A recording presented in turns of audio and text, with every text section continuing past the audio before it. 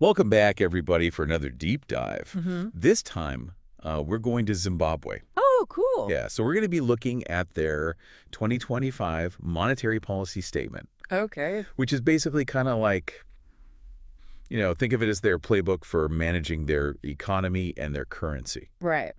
Um, and this is a really interesting one because, with all the global stuff going on, Yeah. they're trying to rebuild and they're trying to keep inflation under control. Yeah, this is really interesting because you can see in the document just how much they're trying to balance, growing the economy, Mhm. but also keeping inflation down and stabilizing their exchange rate. Right. Yeah, it's definitely a balancing act. It is a tightrope walk. Yeah, and they even say that in the document. Yeah, they do. They use this phrase, relative inflation and exchange rate stability, Uh-huh. which I thought was kind of interesting. Yeah, what do you think that means? I don't know, it sounds to me like they're trying to be optimistic, Right. but also cautious.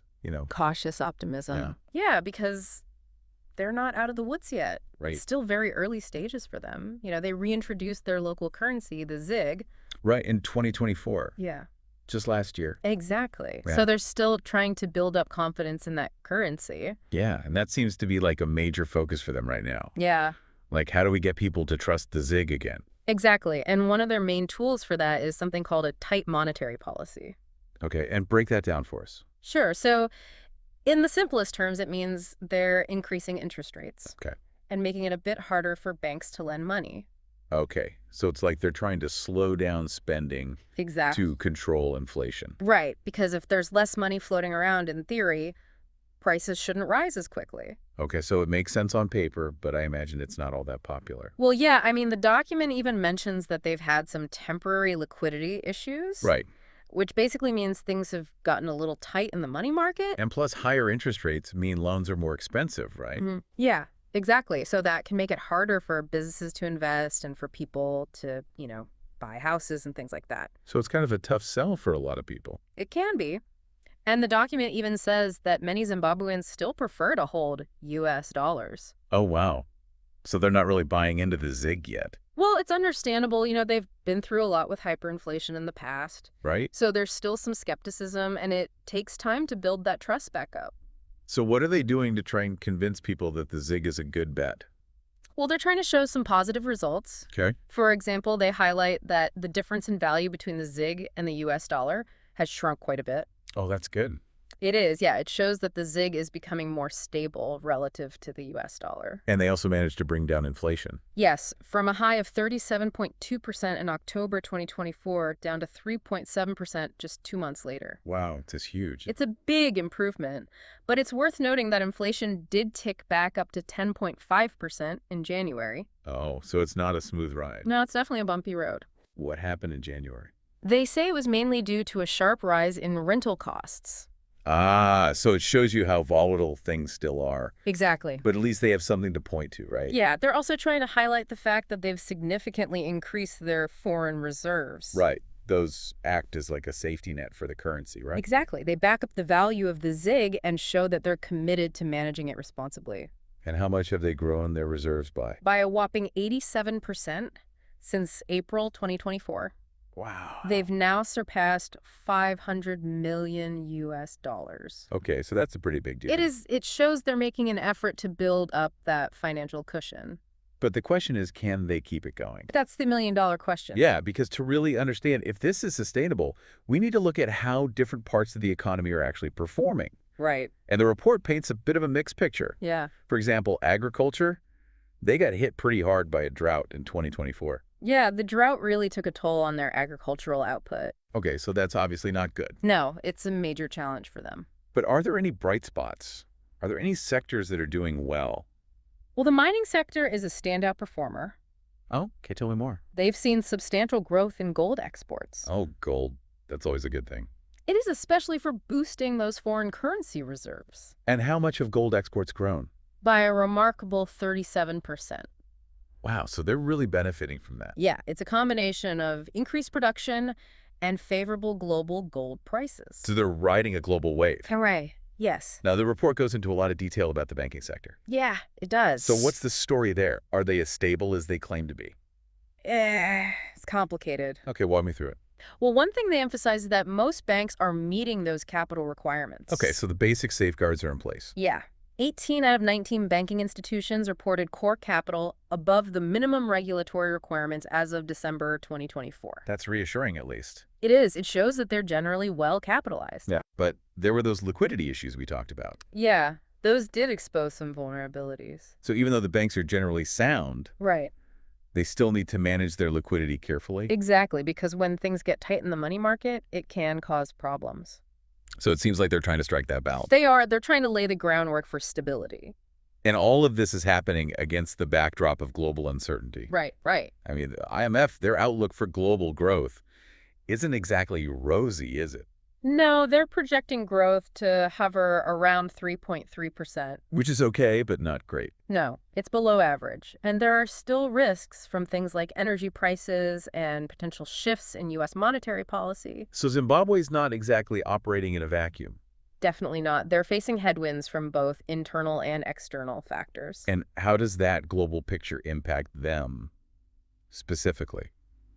What should we be paying attention to? Well, one thing to watch is the flow of foreign currency. The report mentions that Zimbabwe's total foreign currency receipts increased by a healthy 21% in 2024. Oh, okay. So more money is flowing into the country. Yeah, that's the good news. So that's good, right? More money means more investment, more economic activity. In theory, yes, but we also need to look at where that money is coming from and how it's being spent. So break that down for me. What are the main sources of this foreign currency inflow? The report points to strong remittance inflows. Remittances. So that's money sent back by Zimbabweans working abroad. Exactly, and it's a significant source of income for many developing countries. Right. And for Zimbabwe, it plays a vital role in supporting households and boosting the economy. Okay, and then we've already talked about the strong performance of gold exports. Yeah, those are another key driver of foreign currency earnings. So both remittances and gold are playing a big part. They are. But you said we also need to look at the spending side. Right, because imports also went up in 2024, By how much? almost 5%. Okay, so what's driving that increase? It's a combination of factors. They're importing more food. I'm guessing the drought played a role there. Yeah, definitely. They had to import more food to make up for the shortfall in domestic production. Okay, and what else are they importing? Fuel, raw materials, manufactured goods, basically the things a growing economy needs. So it's kind of a double-edged sword. It is.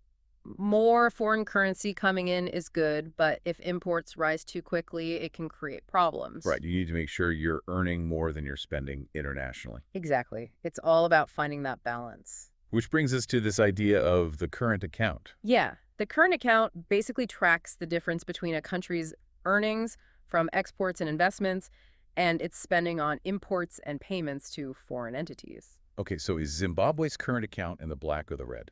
Well, according to the document, they actually recorded a current account surplus in 2024. A surplus. So that means they were earning more than they were spending. Exactly, at least in terms of their international transactions. So that's a good sign, right?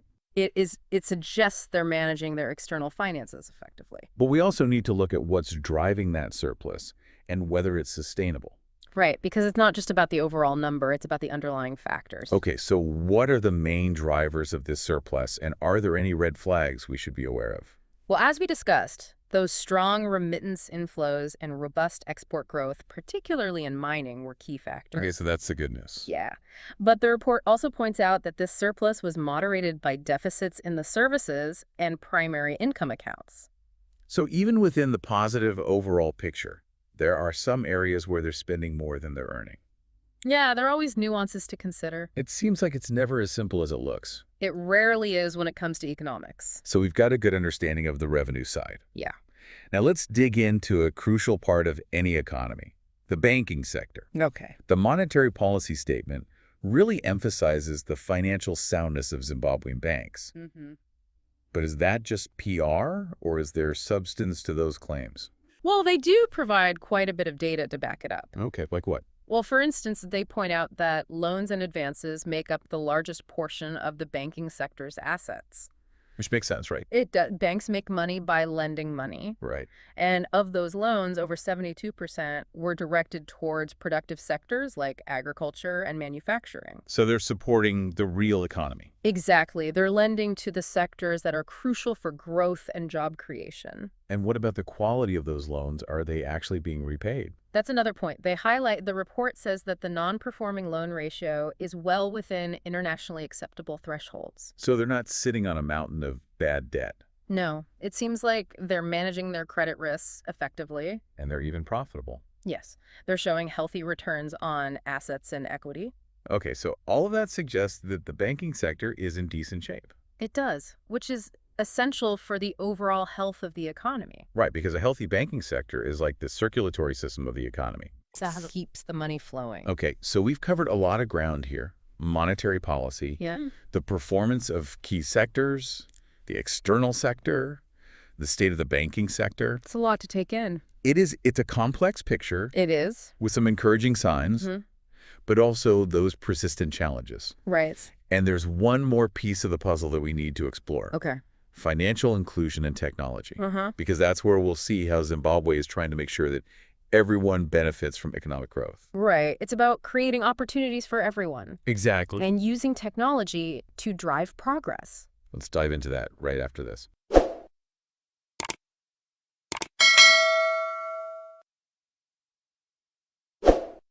So you know what's really interesting here is how they're trying to bring everyone along to make sure that, the benefits of economic growth are shared. Right. They're talking a lot about supporting those micro, small, and medium enterprises, Okay. the MSMEs, Right. as well as women and youth. Okay, so it's about making sure those groups aren't left behind.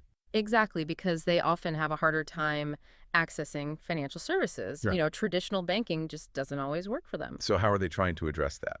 Well, one of their key focus areas is improving what they call credit infrastructure. Okay. For example, they're working on strengthening the credit registry and the collateral registry. Okay. I have to admit those sound a bit technical. Yeah, they are. Can you break those down for us? Sure. So think of the credit registry like a giant database Okay. that tracks people's credit history, Okay. both individuals and businesses. Okay.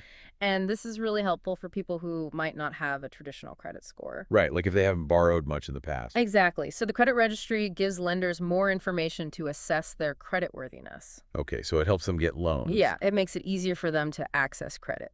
Okay, and what about this collateral registry? Well, it's similar, but it focuses on assets. Okay. Things that can be used as collateral for a loan. Oh, okay, so it's like creating a system where people can use what they own to secure loans. Exactly. And that can be really helpful for small businesses Right. or people who might not have a lot of cash on hand. So it's like leveling the playing field a bit Yeah, it's about making the system more inclusive. and more transparent. Right, because the more information lenders have, the better decisions they can make. Now, something else that caught my eye in the document Yeah. was the focus on women's participation in financial decision-making. Yeah, that stood out to me too. It seems like they're acknowledging that there's a problem. They are. They even did a survey, Okay. and it showed that there are very few women in leadership positions. In a financial sector. Yeah. And that's a problem not just for women, Right. but for the whole system. Because diversity is important. Exactly. Different perspectives lead to better decisions. Okay, so shifting gears a bit, let's talk about technology. Sure. The statement mentions artificial intelligence, AI. Yeah, it's everywhere these days. and it's starting to make its way into the financial sector in Zimbabwe. It is, but they're still in the early stages. Right. They describe it as being in its infancy. So some institutions are starting to use it, Yeah, for basic applications. but overall, they're taking a cautious approach. Yeah, they're emphasizing the need for strong AI governance. Which makes sense. You don't want to rush into something like that. Yeah, you need to think carefully about the ethical implications. And the potential risks. Exactly. So AI is one piece of the puzzle, Mm-hmm. but they're also talking about strengthening their national payment systems, Right. bolstering cybersecurity, Yes. and migrating to these new ISO 2022 standards for financial messaging. It's a lot to tackle. It is. It's like they're trying to modernize their whole financial infrastructure, Exactly. make it more resilient More secure. and more integrated with the global financial system. Right, because ultimately it's all connected. Yeah, it all comes back to that idea of building trust and confidence, not just in the ZIG. But in the entire system. Okay, so we've talked about what they're doing domestically Right. to try to strengthen the economy. Mm-hmm. Now let's zoom out a bit Okay. and look at the external sector. Sure. The document has this whole section on Zimbabwe's balance of payments. Right, their financial interactions with the rest of the world. Exactly. And one thing that jumps out is this 21% increase in total foreign currency receipts in 2024. Yeah, that's a significant jump. So more money is flowing into the country, It is. which is good, right? It's a positive sign. And what's driving that increase? Well, as we discussed earlier, those strong remittance inflows are a big factor. Right, And then there's the growth in exports. especially gold. Yeah, gold exports were up by a whopping 37%.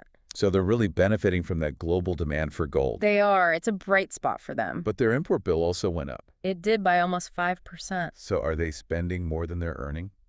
Not necessarily. Imports are a natural part of any economy. Right, especially one that's growing. Exactly. They need to import things to support their industries. And to meet the needs of their people. Right. So it's not necessarily a bad thing. But they need to make sure it doesn't get out of control. Exactly. They need to manage it carefully. So we've got this increase in foreign currency receipts driven by exports and remittances. Right. But we also have a growing import bill. Yeah, So it's all about maintaining that balance. exactly. And that brings us back to the current account. Right, because the current account tells us the net result of all these flows. And what does it tell us in Zimbabwe's case? Well, despite that rising import bill, they actually recorded a current account surplus in 2024. So overall, they're still in the black. They're earning more than they're spending on their international transactions. That's good to hear. It's a sign of a healthy external sector. But you mentioned earlier that there were some deficits within that overall surplus. Yeah, the report points out that there were deficits in the services and primary income accounts. Okay, so can you break those down for me? Sure, so the services account basically tracks things like tourism, transportation, and financial services. Okay. A deficit there means they're spending more on those services from other countries than they're earning from providing those services. Oh, okay. So, for example, if more Zimbabweans are traveling abroad for tourism, then foreign tourists are visiting Zimbabwe. Exactly. That could contribute to a deficit. And what about the primary income account? Well, that mainly tracks flows of investment income. Okay. So things like profits earned by foreign companies operating in Zimbabwe that are sent back to their home countries. Oh, okay. So a deficit there could mean that more money is flowing out of the country than is flowing in. In terms of investment income, yes. So it's not all sunshine and roses. No, there are definitely some areas where they're spending more than they're earning. But I guess it's also important to remember that these deficits don't necessarily mean something is wrong. Right. They could Right. just reflect the stage of economic development they're in. Okay, that makes sense. As their economy grows and diversifies, those deficits might shrink. Okay, so we've explored the revenue side. Yeah. We've talked about exports, imports, remittances. Mm-hmm. Now let's turn our attention to the banking sector. Okay. The heart of the financial system. The monetary policy statement really talks up the financial soundness of Zimbabwean banks. Yeah, they do. But is that all just marketing hype? Well, let's look at the evidence. Okay. They point out, for example, that 18 out of 19 banking institutions reported core capital above the minimum regulatory requirements. As of December 2024. Yes, so they're meeting those crucial capital requirements. Which is good, right? It is. It's a sign of financial health. And it helps ensure the stability of the system, Exactly. especially considering those liquidity challenges we discussed earlier. Right. Those were a bit of a wake-up call. So it's good to know that the banks are well capitalized. It is. And they also talk about the structure of their assets. Yeah, they point out that loans and advances make up the largest chunk of their assets. Which is what banks do, right? It is. They lend money to make money.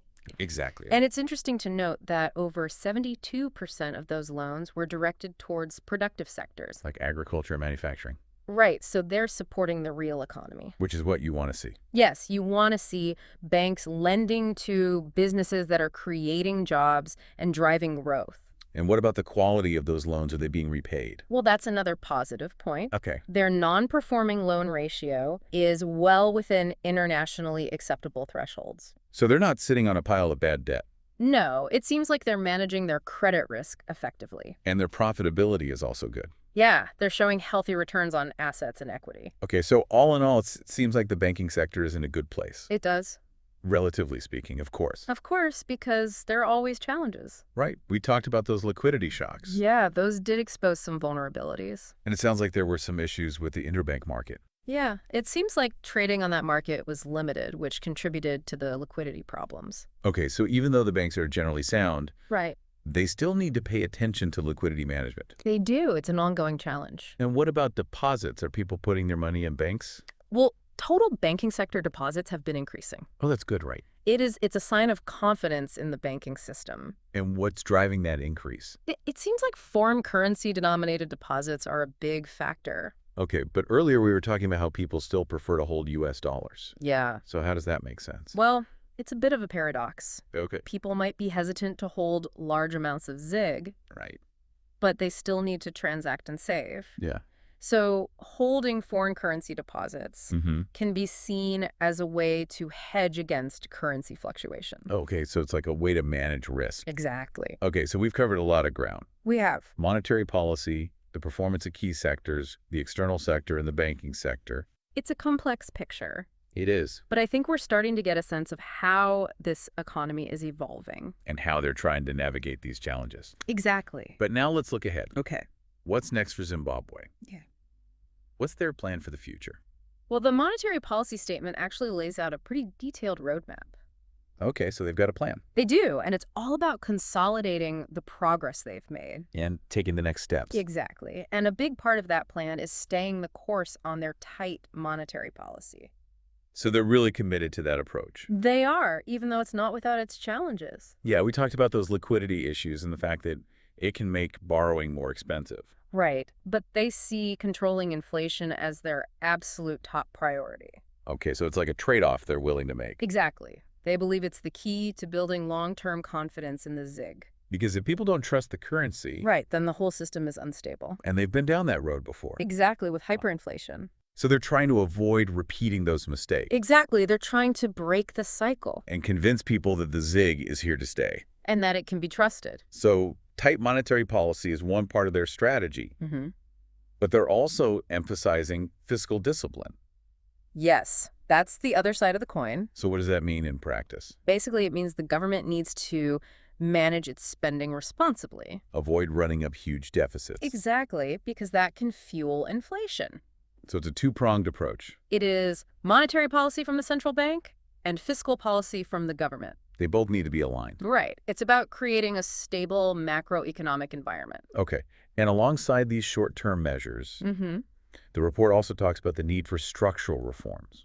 Ah, yes, the long game. Exactly. So what kind of reforms are they talking about? Well, things like improving the ease of doing business, cutting red tape, making it easier to start and run a company. So it's about creating a more attractive environment for investment.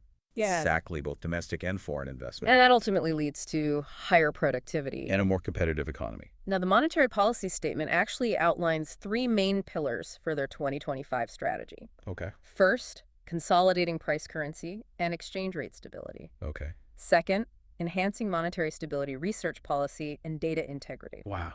That's a mouthful. I know, right? But it's important. And third, maintaining the safety, soundness, and integrity of the financial sector. So it's a comprehensive plan. It is. They're thinking about all aspects of the system. And they're not just focused on the short term. Right? They're trying to build a more resilient system. Exactly. And underpinning all of this is their goal of increasing the use of the ZIG. Right. They really want to move away from the US dollar. It's a big challenge, though, right? It is. De-dollarization is a complex process. It takes time. And a lot of effort. But it sounds like they're making some progress. Yeah, they point to the narrowing gap between the ZIG and the US dollar, and the fact that more loans are being made in local currency. So those are positive signs. They are, but ultimately it all comes down to trust. Right. If people don't trust the ZIG. It doesn't matter what policies they implement. So this is really a story about rebuilding trust. It is trust in the currency, trust in the institutions, trust in the future. So where does this leave Zimbabwe? I think it shows a country at a crossroads. Okay. They've made some progress, but there's still a long way to go. Inflation is still a concern. It is. The global economy is unpredictable. Right. And building trust takes time. It does. So it's a story that's still unfolding. It is. We'll have to wait and see what the next chapter holds. This has been a fascinating look at Zimbabwe's economy. It has. We've covered a lot of ground, We have. from monetary policy and inflation to the performance of key sectors and the challenges of de-dollarization. It's a complex story. It is, but it's a story that's relevant to all of us. Because it reminds us that economic stability is fragile. And that trust is essential. And that the decisions we make today have consequences for years to come. So we encourage you to keep learning about Zimbabwe's economic journey. And to stay curious about the forces shaping our world. Until next time.